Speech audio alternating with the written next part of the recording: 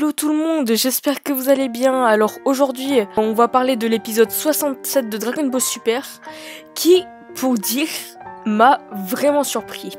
Alors pourquoi? Parce que simplement je pensais que cet épisode allait être assez calme et finalement en fait, pendant à peu près la moitié de l'épisode, ça a été un combat d'action avec Zamasu qui revient, c'était vraiment inattendu. Donc on avait vu dans l'épisode précédent que Trunks avait tranché en deux Zamasu avec son épée de ki pour, on va dire, séparer son côté mortel et immortel. Et donc tout le monde est content, etc. Jusqu'à ce qu'en fait Zamasu, on va dire entre guillemets, ressuscite sous forme de nuages maléfiques avec sa tête de lui partout. On va dire que les développeurs là, ils sont lâchés là sur Zamasu. Donc Zamasu qui entoure complètement la Terre, hein, qui dit qu'il va devenir l'univers entier. Et Goku, Trunks et Vegeta lancent du coup un Kamehameha, un Final Flash, un canon Garrigue. Mais ça ne fait rien puisque c'est un nuage et puis en plus Zamasu il est immortel.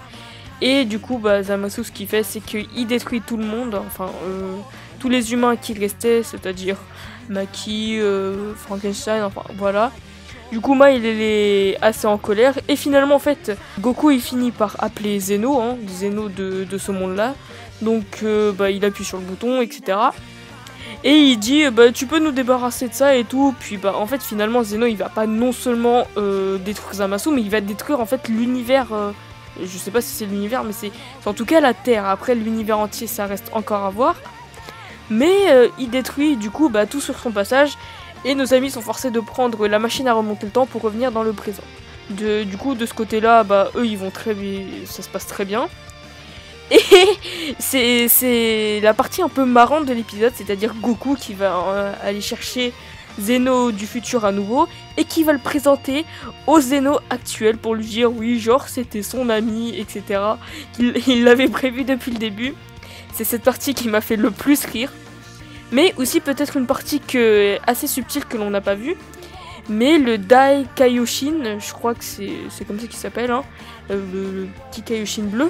Eh bien en fait, si jamais on n'a pas bien écouté, c'est qu'en fait, ce Kaioshin là, c'est le père de Whis, enfin apparemment voilà. Ça c'est peut-être, c'est juste un détail, mais peut-être que ça va avoir un effet peut-être plus tard dans le futur, dans les prochains épisodes, enfin on ne sait pas. Ensuite on se retrouve donc chez Bulma pour un espèce de dîner, voilà. Et un débat pour savoir où est-ce qu'ils vont aller justement Trunks et Mai, puisqu'ils n'ont plus de monde à eux, puisque Zeno l'a évidemment détruit. Whis leur dit ensuite que Trunks et Mai peuvent aller dans un futur où justement Zeno n'a pas encore détruit le monde, et que Zamasu, je pense qu'il n'était pas encore immortel, enfin je crois pas. Mais le seul problème c'est qu'il y aura déjà Trunks et Mai là-bas, donc ce qui va peut-être un peu les choquer ou quelque chose comme ça.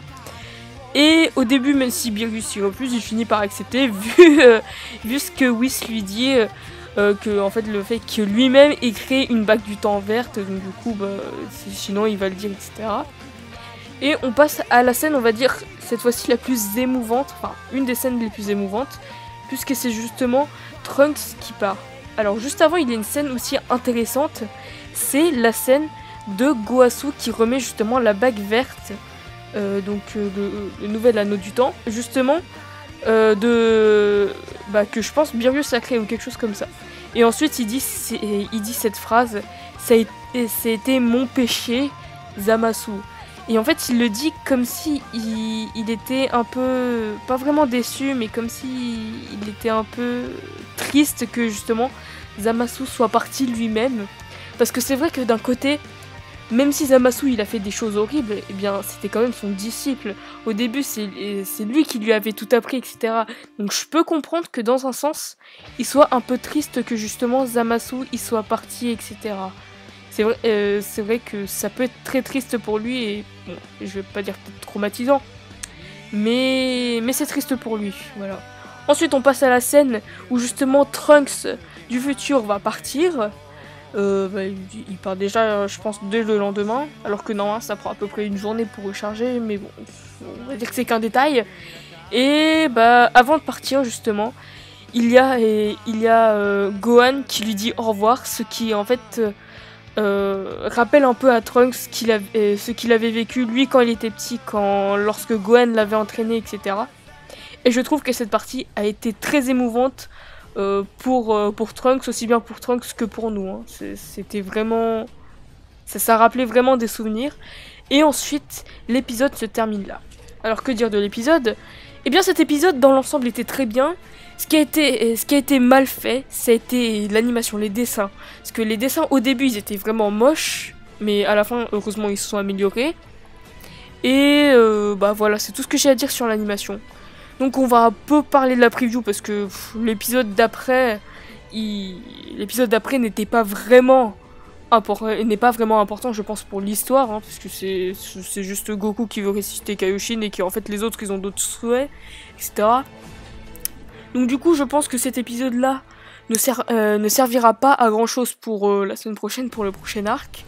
C'est en fait une façon de clore cet arc avec un épisode qui entre guillemets sert à rien. Et bon bah voilà, c'est tout hein.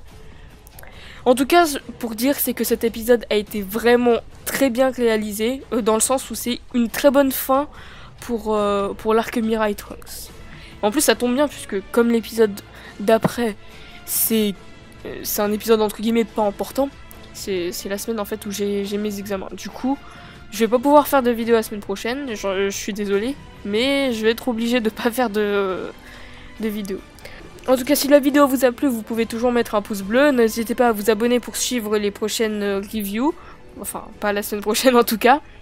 On peut aussi cliquer ici pour voir la dernière review que j'avais faite la semaine dernière. Et je vous dis à bientôt. Salut!